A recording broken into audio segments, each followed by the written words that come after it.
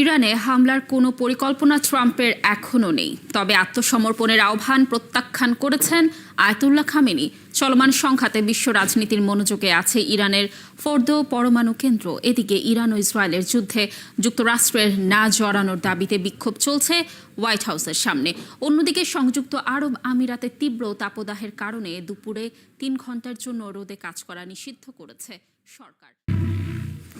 ইসরায়েলের সঙ্গে মিলে ইরানে হামলা চালানোর বিষয়ে এখনও কোনো সিদ্ধান্ত নেননি বলে জানিয়েছেন মার্কিন প্রেসিডেন্ট ডোনাল্ড ট্রাম্প।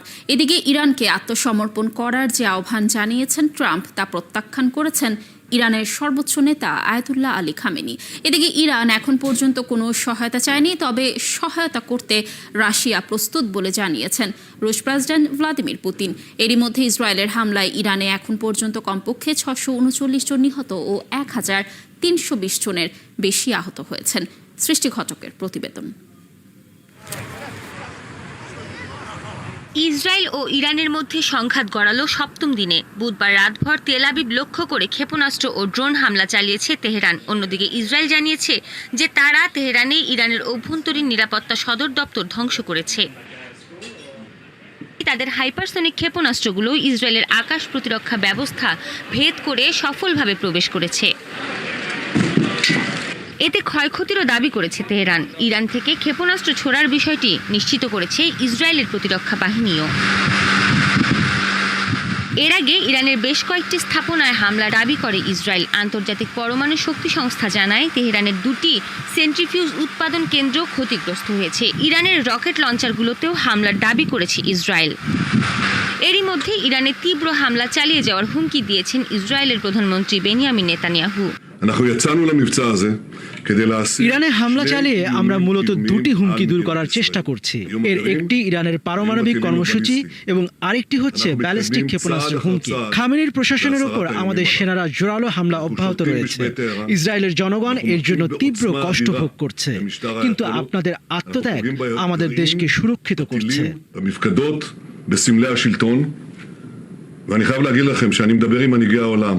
এমন পরিস্থিতিতেও মার্কিন প্রেসিডেন্ট ডোনাল্ড ট্রাম্প ইরানকে নিঃশর্তে আত্মসমর্পণ করার যে আহ্বান জানিয়েছিলেন তা প্রত্যাখ্যান করেছেন দেশটির সর্বোচ্চ ধর্মীয় নেতা আয়াতুল্লাহ আলী খামেনি।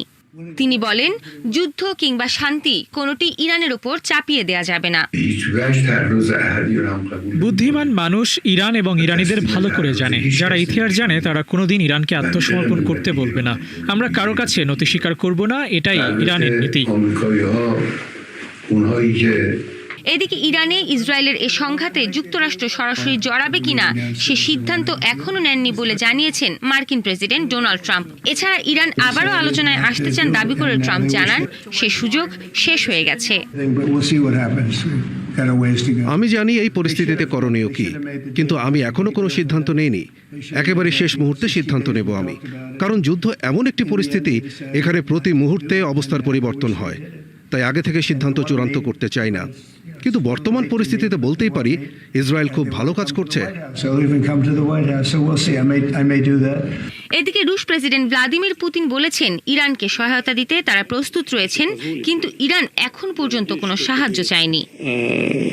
এদিকে ইরান ও ইসরায়েল সংঘাত নিয়ে এক জরুরি বৈঠকে বসতে যাচ্ছে জাতিসংঘ নিরাপত্তা পরিষদ। চলমান এই সংঘাত নিয়ে গভীর উদ্বেগ প্রকাশ করেছেন সংস্থাটির মহাসচিব অ্যান্তোনিও গুতেরেস।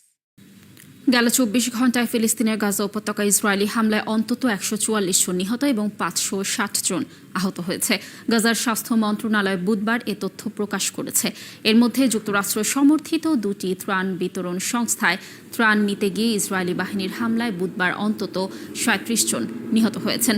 এদিন সেন্ট্রাল গাজার নাৎসারিম করিডোর ও দক্ষিণ গাজার রাফা শহরের ত্রাণ বিতরণ কেন্দ্রে এ হামলা চালায় ইসরায়েল। এছাড়া খান ইউনিস, আল মাওয়াসি, নুসৈরাত শরণার্থী শিবির সহ গাজার বিভিন্ন জায়গায় বিমান হামলা চালায় ইসরায়েলি সেনারা। এ নিয়ে 2023 সালের অক্টোবর থেকে চলমান ইসরায়েলি বর্বরতায় উপত্যকাটিতে প্রাণ হারিয়েছেন অন্তত 55,637 জন ফিলিস্তিনি এবং আহত হয়েছেন আরও প্রায় 1,30,000 মানুষ। এদিকে হামাসকে নির্মূল না করা পর্যন্ত হামলা অব্যাহত থাকবে বলে আবারও হুমকি দিয়েছেন ইসরায়েলের প্রধানমন্ত্রী বেনিয়ামিন নেতানিয়াহু। ইরানের অন্যতম গুরুত্বপূর্ণ পারমাণবিক কেন্দ্র ফর্দো। বর্তমান উত্তেজনাপূর্ণ পরিস্থিতিতে ফর্দো কেন্দ্রটি বিশ্ব রাজনীতির কেন্দ্রবিন্দুতে রয়েছে। এই স্থাপনাটি পাহাড়ের নিচে অনেক গোপনে ও সুরক্ষিত উপায়ে তৈরি হয়েছে, যা 2009 সালে বিশ্বের নজরে আসে। তারপর থেকে এই প্ল্যান্টটি নিয়ে আন্তর্জাতিক পর্যায়ে উদ্বেগ দেখা দেয়। এই কেন্দ্রেও ইউরেনিয়াম সমৃদ্ধ এবং বলা হয় এই প্ল্যান্টটি বিমান হামলার বিরুদ্ধে অত্যন্ত সুরক্ষিত। পাহাড়ের মাঝে গর্ত করে করা 5টি সুড়ঙ্গ, একটি বিশাল কাঠামো এবং বিস্তৃত নিরাপত্তা পরিধি। সাম্প্রতিক স্যাটেলাইট চিত্র থেকে আপনি হয়তো ইরানের রহস্যময় ফর্দো জ্বালানি সমৃদ্ধকরণ কেন্দ্রের এতটুকুই দেখতে পাচ্ছেন। ইরানের পবিত্র কোম শহরের কাছে নির্মিত গোপন কঠোর সুরক্ষিত কমপ্লেক্সটি 2009 সালে প্রথম প্রকাশের পর থেকে এর আসল প্রকৃতি এবং আকার সম্পর্কে জল্পনা কল্পনা চলছে। তবে এর সম্পর্কে যতটুকু জানা যায়, এটা বহু বছর আগে ইসরায়েলি গোয়েন্দা সংস্থার চুরি করা ইরানি নথিপত্র থেকে এসেছে। এর প্রধান হলগুলি আনুমানিক 80 থেকে 90 মিটার মাটির নিচে অবস্থিত। ধারণা করা হয় ইসরায়েলের চালানো যে কোনো বিমান হামলা থেকে এটি নিরাপদ এবং আকাশ থেকে এই স্থাপনাটি ধ্বংস করা প্রায় অসম্ভব কাজ। অনেক বিশ্লেষক মনে করছেন এই ঘাঁটি থেকে ইরান দ্রুত পারমাণবিক অস্ত্র তৈরির চেষ্টা করতে পারে। বিশেষ করে বর্তমানে তাদের ইউরেনিয়াম মজুদের যে পরিমাণ রয়েছে তা পারমাণবিক অস্ত্র তৈরির জন্য পর্যাপ্ত। সাম্প্রতিক দিনগুলিতে ইসরায়েল এই স্থাপনাটিকে লক্ষ্যবস্তুতে পরিণত করেছে, কিন্তু আন্তর্জাতিক আণবিক শক্তি সংস্থা IAEA জানিয়েছে এখন পর্যন্ত ইসরায়েল এই স্থাপনাটি আঘাত করতে সক্ষম হয়নি অথবা কৌশলগত কারণে হামলা করেনি। 2000 সালের গোড়ার দিকে এটির নির্মাণ কাজ শুরু হয়েছিল, যদিও মার্কিন যুক্তরাষ্ট্র এবং তার মিত্ররা ফর্দো নির্মাণ কাজ কখন শুরু হয়েছিল সে সম্পর্কে খুব বেশি বিস্তারিত জানাতে পারেনি। তবে উপগ্রহ চিত্রে 2004 সাল থেকে এটির নির্মাণ কাজ দেখানো হয়েছে।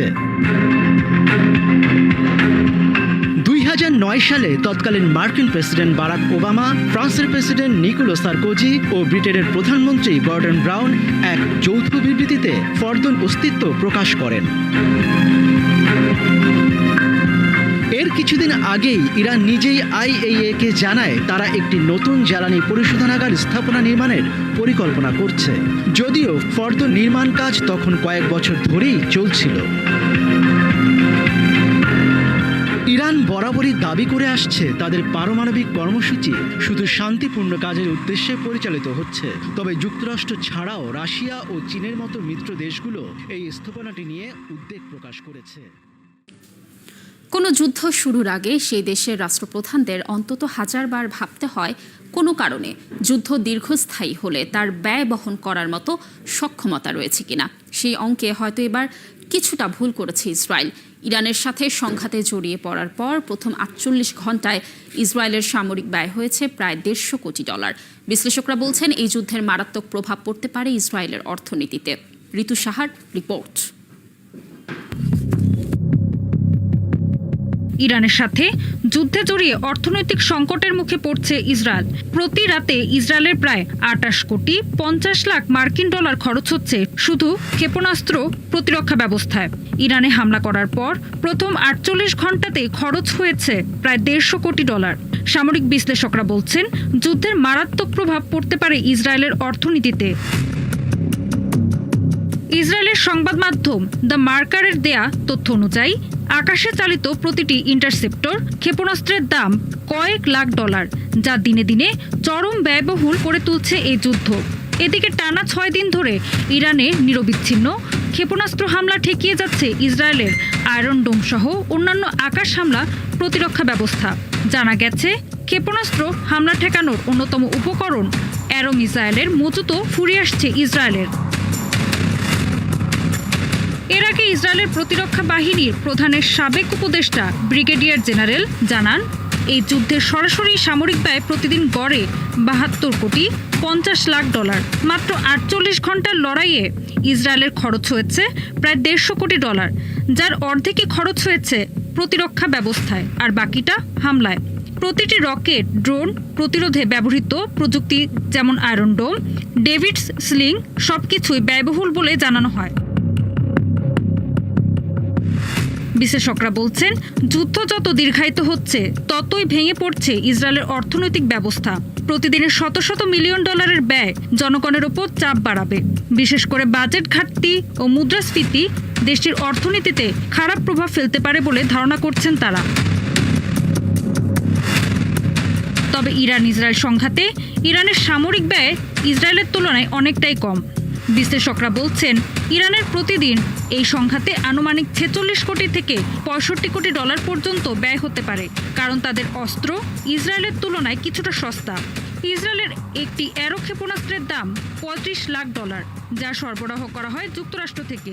সে তুলনায় ইরানের একটি ব্যালিস্টিক ক্ষেপণাস্ত্রের দাম প্রায় $1 লাখ। ইরান ও ইসরায়েলের মধ্যে চলমান সংঘাতে যুক্তরাষ্ট্র যাতে জড়িয়ে না পড়ে সেই দাবিতে হোয়াইট হাউসের সামনে বিক্ষোভ হয়েছে।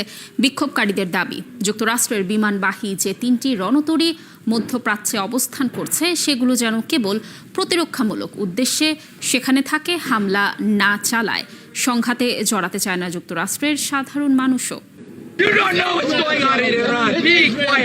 হোয়াইট হাউসের সামনে চলছে এই বিক্ষোভ, প্রতিবাদ ইরানে ইসরায়েলের হামলার। ইরানে যুদ্ধ নয়, ইসরায়েলের অস্তিত্ব থাকা উচিত নয়, এমন নানা ধরনের যুদ্ধবিরোধী স্লোগান দিচ্ছেন বিক্ষোভকারীরা। যুক্তরাষ্ট্র যেন ইরান আর ইসরায়েলের মধ্যকার যুদ্ধে কোনোভাবেই জড়িয়ে না পড়ে, সেটাই এই বিক্ষোভের মূল দাবি। তারা বলছেন, ইসরায়েল বিনা উস্কানিতে ইরানে হামলা চালিয়েছে। আমি ইরানের যুদ্ধ চাই না। নেতানিয়াহু ভাবছেন তাদের কাছে পারমাণবিক অস্ত্র আছে। তিনি কোনো তথ্য ছাড়াই ইরানে বোমা হামলা চালাচ্ছেন। আন্তর্জাতিক সম্প্রদায়কে অবশ্যই ইসরায়েলকে জাতিসংঘ থেকে বহিষ্কার করতে হবে। ইরানে ইসরায়েলের হামলার প্রতিবাদ ও যুক্তরাষ্ট্রের না জড়ানোর দাবিতে বিক্ষোভ হয়েছে নিউ ইয়র্কেও। ইরানে হামলার হুমকি এবং গাজায় ইসরায়েলি আগ্রাসনে যুক্তরাষ্ট্রের সমর্থনের নিন্দা জানান বিক্ষোভকারীরা। মধ্যপ্রাচ্যের অস্থিরতায় যুক্তরাষ্ট্রের ভূমিকা নিয়ে ক্ষোভ প্রকাশ করেছেন যুক্তরাষ্ট্রের সাধারণ মানুষ। এটি তাদের যুদ্ধ, এটি আমাদের যুদ্ধ নয়, এবং আমি আশা করি এটি আমাদের যুদ্ধে পরিণত হবেও না। আমি মনে করি যুক্তরাষ্ট্রের যুদ্ধ থেকে সম্পূর্ণ দূরে থাকা উচিত, কারণ এই মুহূর্তে ইসরায়েল গাজায় গণহত্যা চালাচ্ছে এবং তারা ইরানে হামলা করেছে মূলত সম্পূর্ণ বিনা উস্কানিতে। অন্যদিকে চলমান সংঘাত এবং এতে যুক্তরাষ্ট্রের জড়িয়ে পড়ার শঙ্কা নিয়ে ভার্জিনিয়ার ডেমোক্র্যাট সিনেটর টিম কেইন বলেছেন, বেশিরভাগ জনগণ চান না যুক্তরাষ্ট্র আরেকটি যুদ্ধে জড়াক। তিনি বলেন, ভার্জিনিয়া একটি সেনাবাহিনী বান্ধব রাজ্য, তারপরও সেখানকার মানুষ তাকে যুদ্ধ না চাওয়ার বার্তা দিয়েছেন। ইসরায়েলি হামলার মুখে তেহরান থেকে পালিয়ে তুরস্কে ঢোকার চেষ্টা করছেন ইরানের হাজারো নাগরিক, আর তাই সীমান্তে নিরাপত্তা বাড়িয়েছে দেশটি। তুরস্কের জাতীয় প্রতিরক্ষা মন্ত্রী ইয়াসার গুলের এ তথ্য জানিয়েছেন। বুধবার তুরস্কের সীমান্তবর্তী এলাকা বাসকালেতে গিয়ে সেখানকার নিরাপত্তা পরিস্থিতি পর্যবেক্ষণ করে তিনি বলেন, নিজ দেশের মানুষের নিরাপত্তা নিশ্চিত করতে এই সিদ্ধান্ত নিয়েছে প্রশাসন। তিনি জানান, সাধারণ সময়ে তুরস্কের আবাসিক হোটেলগুলোতে পর্যটকদের অর্ধেকই থাকেন ইরানের নাগরিক, কিন্তু সংঘাত শুরুর পর 80% হোটেল ইরানের নাগরিকে পূর্ণ হয়ে গেছে। ভিসামুক্ত নীতির মাধ্যমে ইরানিদের 90 দিন পর্যন্ত তুরস্কে অবস্থানের অনুমতি থাকায় এখন যুদ্ধ থেকে প্রাণে বাঁচতে এ দেশটিতেই প্রবেশের চেষ্টা করছেন তেহরানের মানুষজন। পূর্ব তুরস্কের সীমান্তবর্তী শহর ভ্যানে জড়ো হয়েছেন হাজারো ইরানি।